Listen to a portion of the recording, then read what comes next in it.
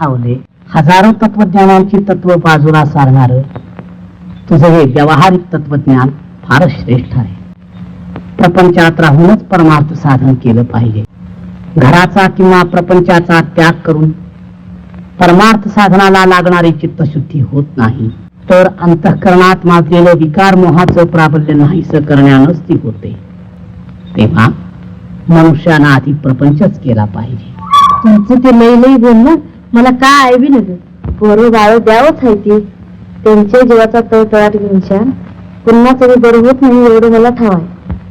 चला आई म्हणा ये नंतर पाहिलं पांडुरंग जोडून याद